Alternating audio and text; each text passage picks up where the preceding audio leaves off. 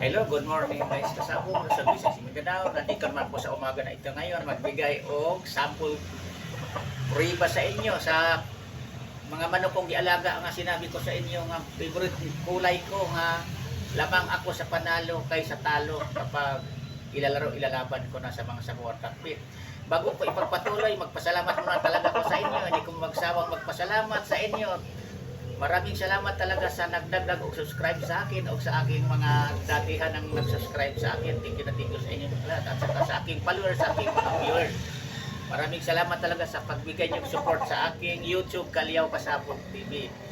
Sana madagdagan pa tayo. Kayong mga baguhan pa lang, kung mapanood niyo yung mga gi-upload kong videos dito sa aking channel, YouTube Kalyaw Kasabong TV, sana i-follow din niyo ako, i-subscribe niyo ako para nga maging masaya ang ating pagsama-sama sa pag-usapan tungkol sa pag-alaga ng manok. Kasi unti-unti ko sa inyo nga ipapaliwanag sa usapan natin tuwing umaga sa pag-alagain ng manok ang aking kaalaman kung paano manatili malusog ang pangatawan sa ating manok mula di ulpa hanggang sa pwede nang ilalaban katulad nitong 2 taon na ito. Kasabong pala, ito yung sinabi ko sa inyo na idagdag ko sa aking videos kahapon na pinakita ko sa inyo. Ito, pruiba to. Ito ang kulay talaga din ng ganitong pagkakulay nga pagkapula. Hiyang sa akin na nagpanalo sa akin na hinawakan kong manok. Kasi ang pula din, ipapaliwanag ko sa inyo pala, ang pula na pagpula na pagpula nga mayahin, hindi hiyang sa akin yan. Yung mga brown, mga itim-itim. Ganito ang mga pula. Ganito siyang kulay pagkapula. Tapos dilaw paa. Walang problema kung putik paa basta hindi yung kulay brown mga tinawag o mayahin na pagkapula. Kasi yan din ang hindi hiyang sa akin ng mga kulay na mga mayahin na yan. Yan totoo. Sinasabi ko lang sa inyo ang totoo nga minamanok ko mismo nga kulay nga nakamit ko ang paglaban-laban ko sa manok nga hindi ako lugi sa argabyado pagdating sa labanan na may talo man ako pero lamang ako sa panalo kung ganitong kulay na ang gagamitin kong manok. Yan. Pinakasample ko to sa inyo aking mga subscribers, aking mga viewers, aking mga followers para nga unti-unti nyong makuha, maintindihan, maunawaan ang pinagsasabi ko dito sa aking YouTube Kalyaw Kasabong TV kung kaano katotoo. Sinasabi ko lang sa inyo at totoo kasi ang dami kong minamanok ngayon na iba-iba ang linyada.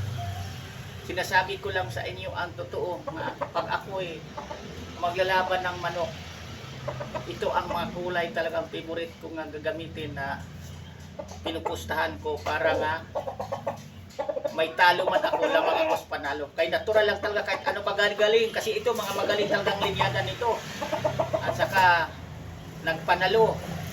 May talo naman to sila pero minsan magdaan muna ng panalo bago matalo karamihan. Ibig sabihin hindi ako lugi kasi yan tayo lugi kapag ang minamanok natin unang laban pa lang natalo agad. Di bali ko natatalo tayo nagdaan na siya ng panalo. O kaya makadalawan na, matalo siya, di ba? Isang bisi lang matalo ang manok, isa lang ang buhay. Pero nakadalawa siyang panalo. O, lamang tayo sa panalo. Yan ang sinasabi ko sa inyo. Kasi kung ang manok natin, manukin, unang laban pa lang natatalo agad, lugi tayo niyan kasi hindi nagdaang panalo. Ang sinasabi ko sa inyo, lamang sa panalo, matalo man siya pero nagdaan mo ng panalo. O kaya, sa magkakapatid, hindi man natin maiwasan, may matalo diretsyon, hindi talaga may manok na di magdaang panalo talaga, pero ang mga kasama niyang mga kapatid niya, magpanalo din, babawi lang din. Matalo man ang kapatid, halimbawa sa 10 magkapatid, matalo man ang 3 niyan diretsyo, hindi magdaang panalo, pero ang mga kasama niya na iba, magdaan mo na ang panalo bago matalo, makadalawa, makaisa, makatatlo. Yan ang sinasabi ko sa inyong lamang sa panalo. Nasa linyada sa manok din yan. Yan totoo. At saka sa hiyang na kulay. Kasi ako maniwala talaga. Yan ang panindigan ko talaga. Prinsipyo panindigan sa totoo lang tumatanda ako dito sa larangan sa industriya sa sabong.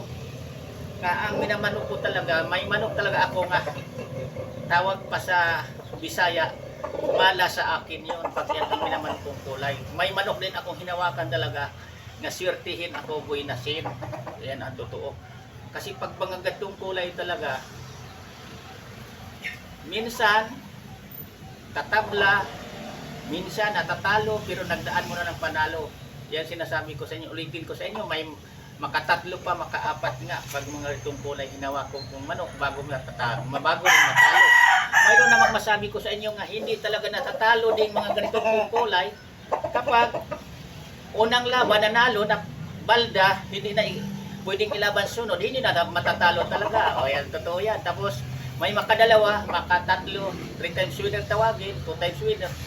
Hindi na pwedeng ilalaban, kaya nabalda na rin sa pakpak o kaya sa dito sa banda niyang paa sa tuhod, hindi na magagamit, hindi na matatalo. Pero kung nananalo yung katatlo o dalawa mga basic nanalo, tapos ilaban ko ulit, may talo pa rin yan dahil may buhay ang manok. Kaya totoo kasi ako hindi ko nagsabi nga hindi totoo kagaya ng iba nga nagkwento-kwento, nag-alagang manok, naglalaban-laban ng manok, nga walang laglag, walang talo na linyada. Hindi ako maniwala dyan kasi wala namang magsasabong talagang hindi matatalo. Sa totoo lang, kung sinuswerte ka sa taon na ito, buwan na ito, hindi ka matalo-talo niyan dahil naibigay sa panahon na para sa iyo yan. Pero pagdating na panahon na hindi naman para sa iyo, para naman sa maging kalaban mo, siguradong matatalo din tayo. Yan totoo. Kasi ako, aminado talaga ako, natatalo ako. Pero yung iba, aminin man nila sa hindi, pero totoo talaga may talo din yan. Kung marunong tayong magsugal, marunong din tayong matalo, marunong din tayong manalo, marunong tayong tumanggap ng tabla o panalo. Ayan, totoo tabo. Kasi libangan lang kasi sinatawag talaga ito mahiwaga. Ayan sinasabi ko sa inyo mga baguhan pa lang, alalay lang tayo, huwag natin gawing bisyo. Kung pamilyado kayo, maliit pang mga anak niyo, unahin niyo muna ang mga anak niyo pagpaaral, pagbili ng mga vitamin sa anak niyo bago kayo pupunta sa mga sabog-sabog. Kasi yan mismo ginagawa ko, kaya mga anak ko todo suporta sa pagmamanok ko dahil alam nila naglaki sila nga hindi napabayaan man lang sa pang budget pang araw-araw sa aming bahay, sa aming mga pagkain dahil lang sa pagmanok ko. Yan ang mai-suggest ko sa inyo, mai-advise ko sa inyo mga baguhan pa lang kasi ang sabong mahiwaga. Dapat ang isugal natin yung pangsugal lang na budget pangsugal. Huwag natin talagang galawin ang pamilya na para pang-budget sa pagkain natin sa pang-araw-araw. Yan ito sabong. Kasi may sinusugal tayo tapos nagugutom ang ating anak. Paano na yon? Mabuti kung mananalo tayo, mabili natin ang gusto sa anak natin. Kahit dublihin pa ang ginugusto nilang hinihingi. Pero kung matalo tayo, kahit 1/4 wala tayong naibigay, kahit kukunti man lang sa hinihingi nila yung totoo. Kaya ang iba talaga, kung marunong tayong magdala sa bisyo, at pinagdaanan ko na ito, sasabi ko talaga sa inyo, ikulit-ulitin, marunong talaga akong magdala sa bisyo kasi mula bata pa ako. Galing ako ng probinsya ng Negros, nagsasabong na ako hanggang nandito ako, nagkaapo na ako, malaki ng mga apo ko. Wala na akong inintindi ngayon na ginagatas pinaaral na anak kasi nagtrabaho na, nagkaaral na, tapos na yun.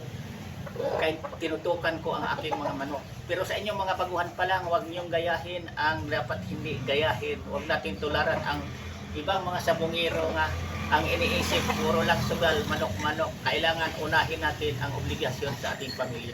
Hanggang dito muna ako kasabong. Sana may matutunan kayong mga baguhan pala sa akin na ang sabong, huwag natin gawin bisyo kasi mahiwaga ang sabong. Di tayo makasiguradong tayo ang laging nasa panalo. Yan lang. Thank you sa pagpanood. Bye-bye.